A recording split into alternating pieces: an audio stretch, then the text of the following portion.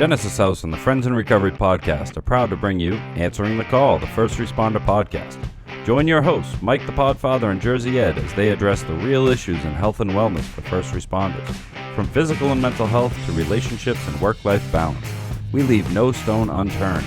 Answering the Call, the First Responder podcast is available on Facebook, Podbean, iTunes, and YouTube, as well as iHeartRadio. 24 hours a day, 7 days a week. Now, here are your friends in recovery answering the call.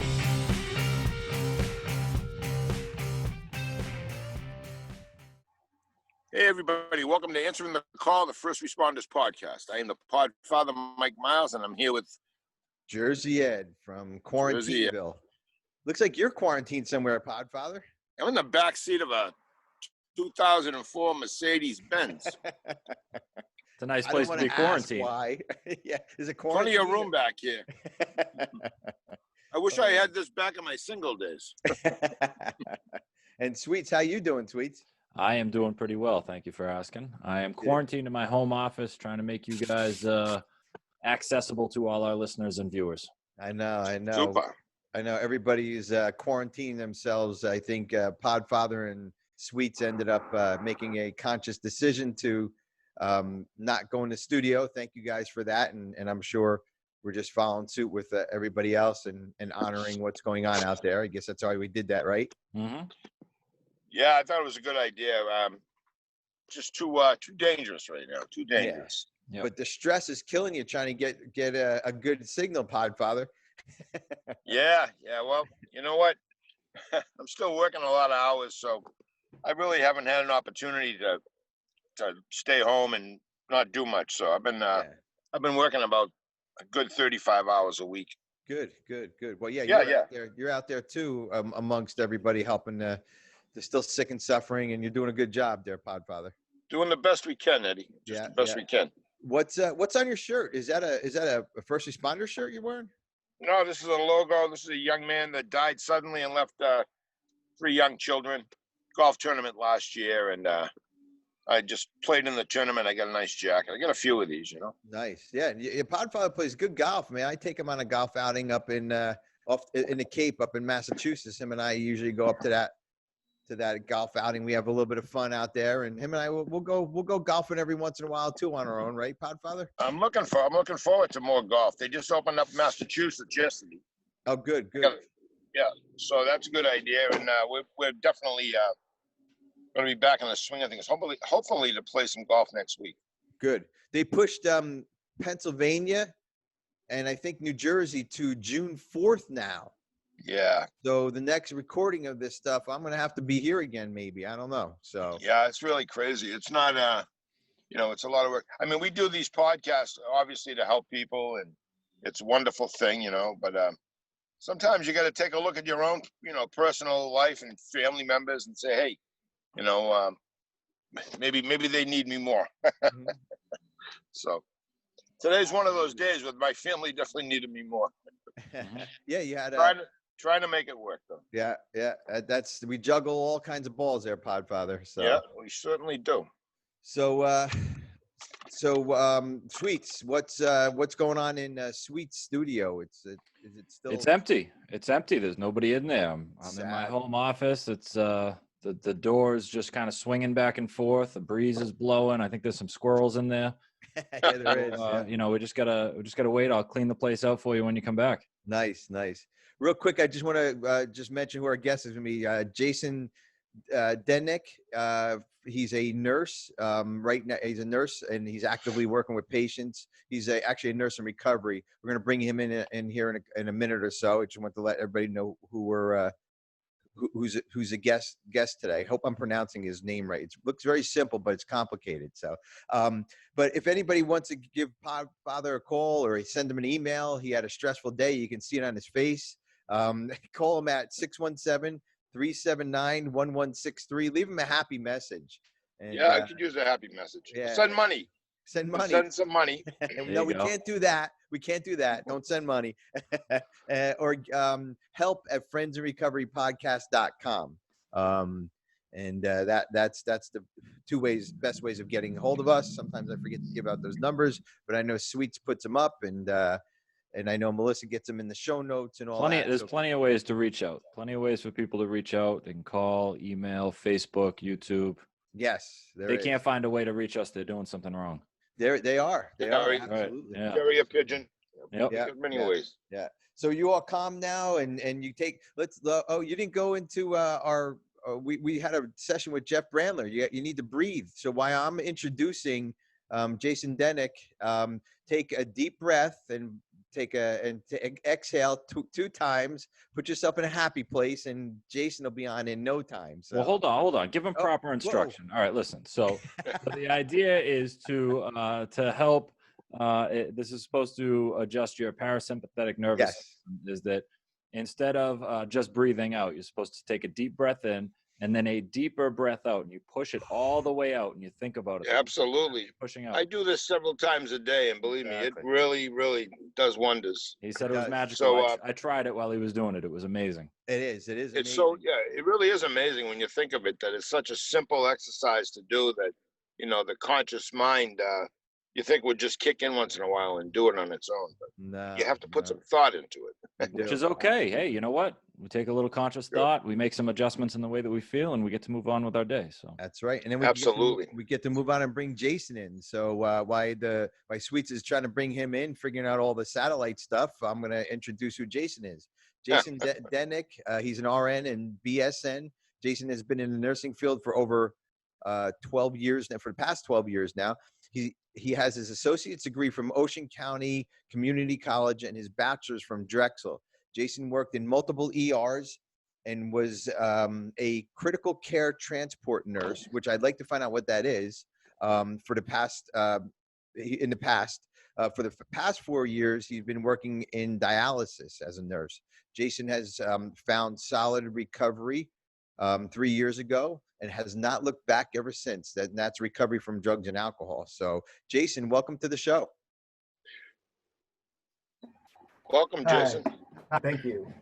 How you doing, Jason? I'm good. Good. You see, here in America, we talk into the microphone.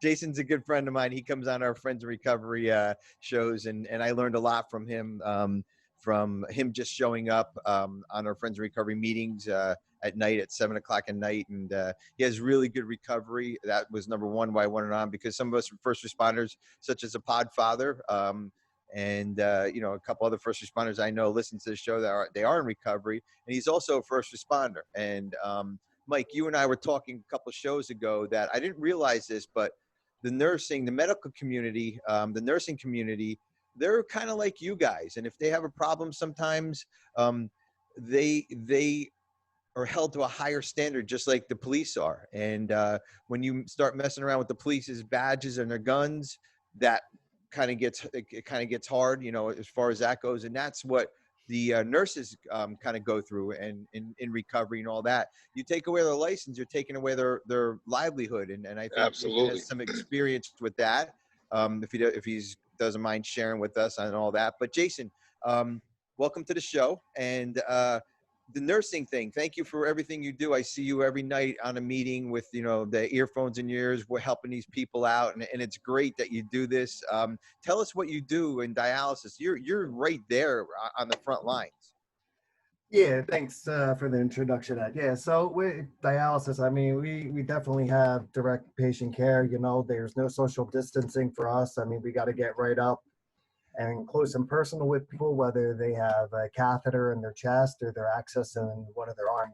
We have to be able to get the needles in them or access their catheter in order for them to have dialysis. So, I mean, and plus we still have to assess the patients as well. So we're definitely right up in their faces. But we take safeguards. We pre-screen everybody before they even come on to the treatment floor. One of our nurses is out in the waiting room screening them.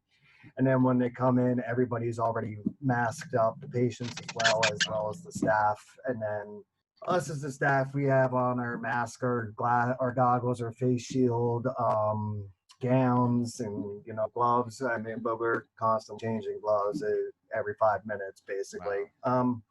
But yeah, so I mean, we're definitely right there, and we have a lot of patients that come from the nursing homes. So, and I know that it's been running kind of rampant in the nursing homes because they're in such close quarters with each other, and they're doing the best that they can in the nursing homes, trying to quarantine the patients that are positive or symptomatic in the nursing home as well, and trying to put them in make separate wings, I guess, in the nursing homes. But it's still spreading crazy. You know, like I was telling you before the show, I mean, we just had a patient that I had to send out on Wednesday evening over to the hospital. He was asymptomatic when he came in, you know, but then as his treatment progressed and 3 hours into his, he has a 4-hour treatment, 3 hours into his treatment, he just was not himself. It was just, and you know, I mean, I've been a nurse for a while. You kind of get these little gut feelings when you know something's not right, you know. And I'm just looking at him, and this guy's not himself. He's not acting the way he normally does, you know. So it's in the best interest of him as a patient to get him up to a higher level of care where he can take care of more appropriately. Because we only, I mean, in dialysis, we're specialized with just being able to do that. We don't carry a lot of the excess and extra equipment and medications that they do in the hospital. Jason, what is dialysis? I mean, I know it's everybody knows kind of what it is, but give us your professional background on what dialysis is. So we kind of know. I know, you know, you sit there for a couple hours because your kidneys can't function correctly, blah, blah, blah, if I'm correct.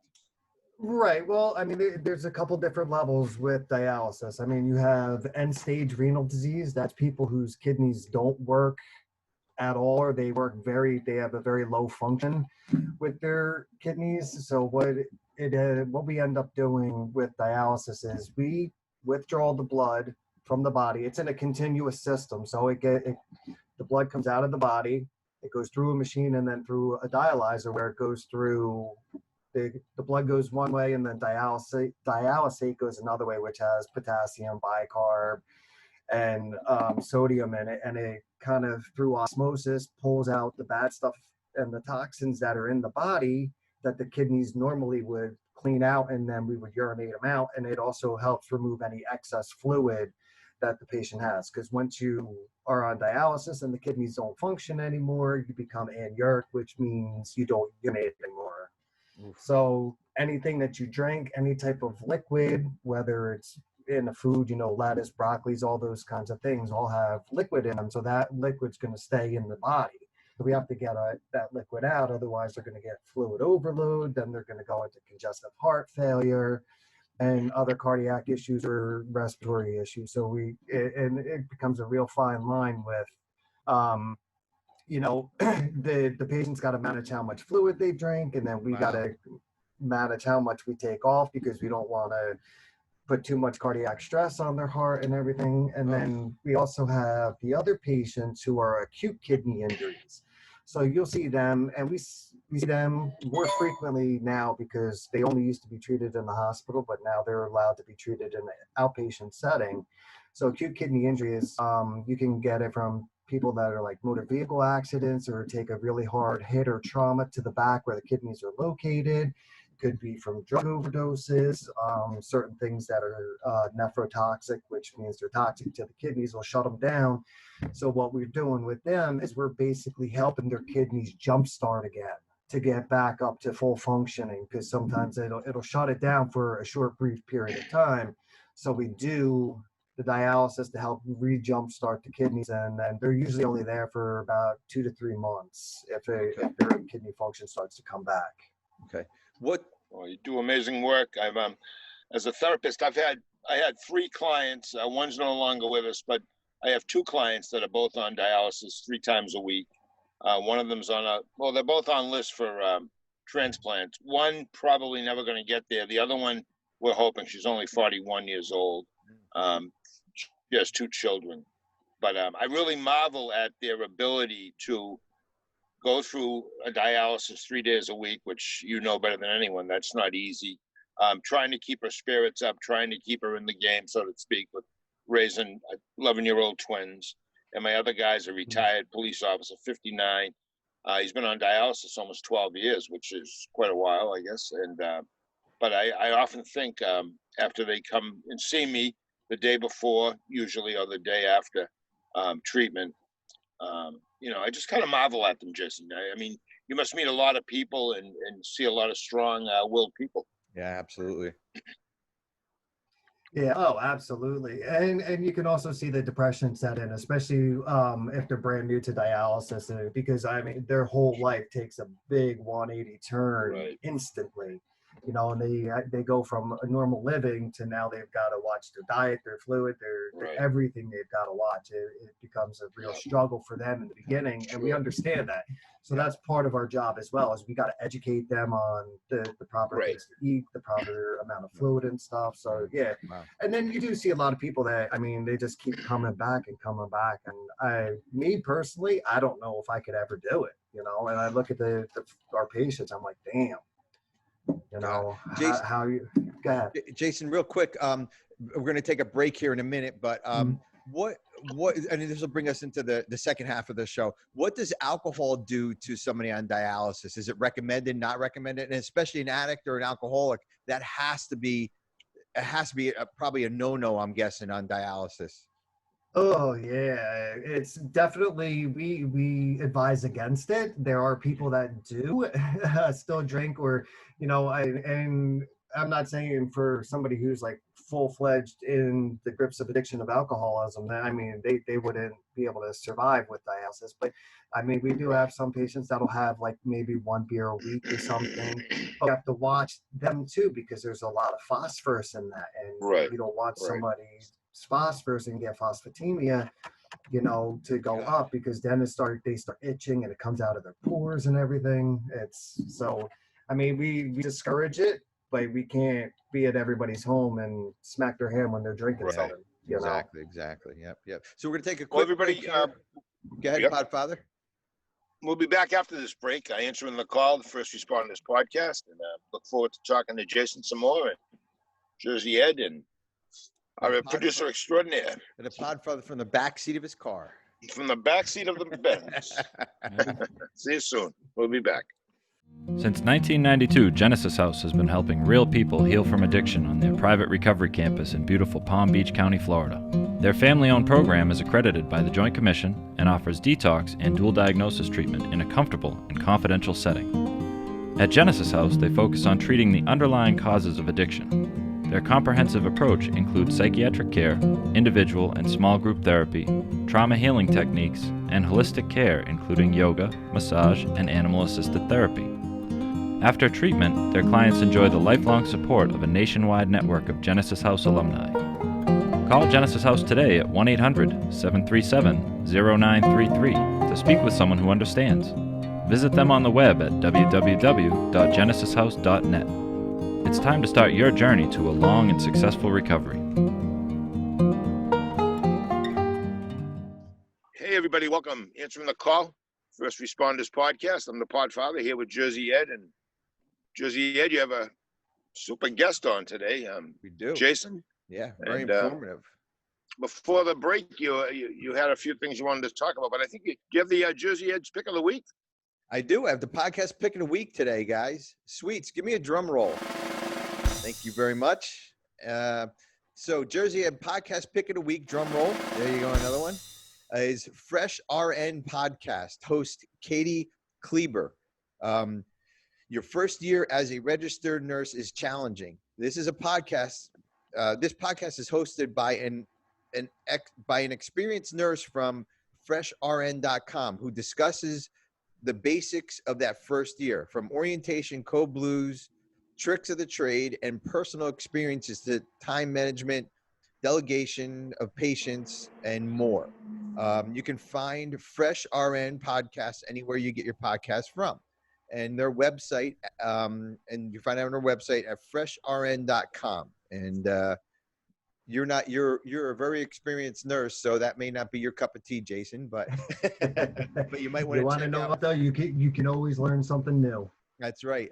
So Jersey Ed's podcast pick of the week is Fresh RN podcast. It's a good one. I didn't watch much of it, but I figured, let's kind of correlate what's going on here. So before the break, Jason, welcome back. And before the break, we were talking about alcohol and how it could wreak havoc on dialysis. Let's talk about alcohol and how it wreaked havoc in our lives, specifically your life, because that's why you're on here, and you're very open about your recovery. And I believe you're in NA, so you're recovering from drugs, correct? Right. I'm more associated with NA, but I mean, I can identify in everything with folks from NA and AA. You know, for me, alcohol is a drug as well. And it's, for me, alcohol was always my gateway into the drugs that I wanted, because I would start drinking, and then after I was drinking, I'd be like, fuck it, let me go get what I really want now. So I'd be on the phone, with the dealer or whatever. And that's, that's way in the past. I mean, Yeah. I wasn't drinking or anything after I became a nurse. And then I went through some crazy life shit. After I became a nurse and stuff. And, I had been injured while I was in the military and had some severe back issues. So I started diverting medication while I was working in one of the ERs, and I was using it for myself because my pain management doctor wasn't giving me what I wanted, and I wanted the opiates because that's what I wanted to make me feel better, because I being a nurse, I thought that, sometimes we're still stupid, or at least I was. And so it ended up getting me introduced to the RAMP program, which is in New Jersey. RAMP stands for Recovery and Monitoring Program.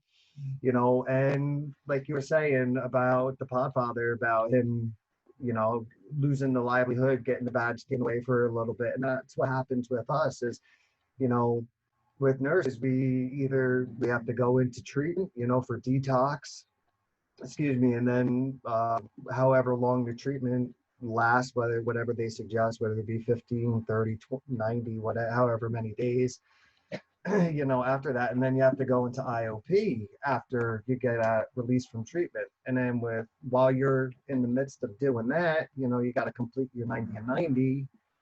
After you complete your 90 and 90, and during this whole time, your nursing license you don't get suspended, it gets put inactive. So what this is to do is the grant program's there to help us get through the tough time and managing, addiction and still being safe to go back to practice our nursing profession. And that's what the whole premise is. I mean, but it still sucks. We end up not being able to work in our profession for almost, I would say, a year, minimum. Yeah. I mean, by the time you get done with treatment, IOP and your 90 and 90 right there, that's about 6 months easily. And then you have to wait a month after that to get your license back. You have to go through a whole process we have a peer support group, which is other nurses that are in recovery as well. And we have to go present our case basically to them, that we have everything in place, a good support system and everything, to be able to go back to work if we come across any type of stressors or whatever. Yeah. And go ahead. So how did the Podfather, do you have a question? Were you going to say something, Podfather? No, I'm sorry. No, I was just stretching my arm. Sorry about that. So how I've been on a lot of these meetings at Genesis House, and we have a lot of nurses on, on our online meetings, and there's some crazy stories that you guys talk about on there, and you nurses are definitely a different breed. You probably know that, and was it convenient for you to be a nurse at the time through your addiction? And was it convenient and inconvenient, unfortunately? Because, I know some of the stories that the nurses tell, and listen, that's like walking up to a bar being in your fucking job. I mean, it was insane, some of these stories. So yeah, I mean, oh God, it was convenient definitely for my addiction, because I had access to any kind of medication I wanted, but therein lies the problem, is that you get caught, and it's not a matter of if I'm going to get caught, it's just a matter of time. And it usually goes on for a while. They build a case against you, and it's usually quite a few months or whatever, because everything is done through computerization, fingerprint scanning and stuff to get into the med rooms, especially in the hospital. So, I mean, for that part, it was convenient, but it was also convenient that it happened, because had it not happened, I wouldn't have gotten into recovery and actually started working a program and learning about myself and what caused me, what the real root of my cause was of why I wanted to get fucked up and be out of and not feel anything. Yeah. Right. You know, and it really had nothing to do with the actual physical pain. Yeah. You know, that was just that was a Right, symptom right. of getting injured when I was in the military. Yeah. And you know, but and now, you know, for the past 3 years I've had solid recovery. I worked the steps, you know, I got a great sponsor. He's actually a nurse as well. Good. You know, so so I mean, there's that, and that's why I switched sponsors, because some of the things, you know, that happen within the nursing field, it's hard for somebody who's not in that profession to really grasp the concept of it. Yeah. So for me, it was a good turning point for me to go and switch sponsors to somebody who is actually a nurse as well. Yeah, You know, that's a good healthy choice. Absolutely. Let me ask you this, because we got a couple minutes left here. Yep. Do you consider yourself a first responder?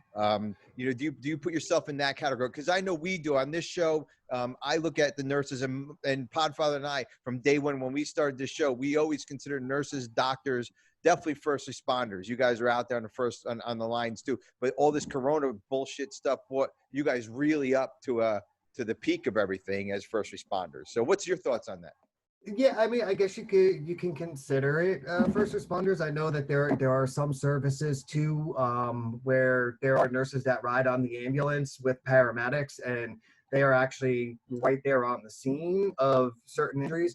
But definitely first responders. I mean, our EMS and police force and stuff, they're fantastic. They're bringing them into the hospitals, and so the first responder, yeah, I definitely would have to agree with that. The first people they see when they walk into an ER or whatever is going to be a nurse. They're not going to see, you know, somebody else or whatever.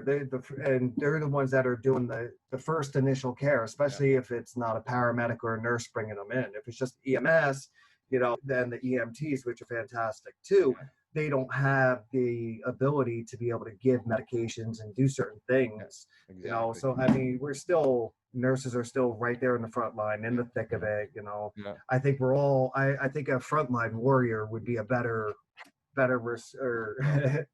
acronym for us, or nomenclature for us. Well, the Podfather tells a story of him running into an ER, or Podfather, tell us that story where you, was it you, or did you bring somebody in and the nurses were the first ones there? But you explain a nurse as a first responder really good. Yeah, no, I think the story is I got in a fight when I got jumped. I was walking a beat and I ended up on a fire hydrant. It broke my left shoulder, and it broke the collarbone and the shoulder itself. So when the arm came out, and I was taken to the hospital, and I was in excruciating pain, and you know, I was only 24, 25, I guess, and I just started. I've been on less than a year as a cop, and it was like the first time I'd ever had any medical treatment. I'd been in the Army 3 years. I had physicals, but I never was hurt or anything.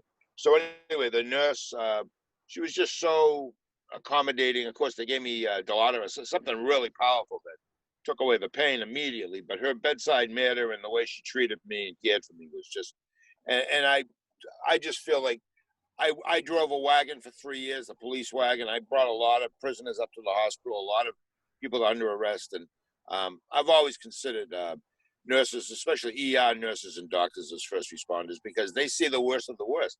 They're not getting your ordinary patient that has a 9 o'clock appointment with the doctor for a physical. They're getting people that are whacked out, you know, injured, been shot, stabbed, beaten, you know, and I just feel like there's a lot of trauma that goes with that. Yeah, absolutely. And I love how you explain that, Padre, you know, and then that's coming from a first responder himself, what, 30 plus years on the job, and 35, yep. 35 years on the job, and just you know, and the Podfather goes above and beyond.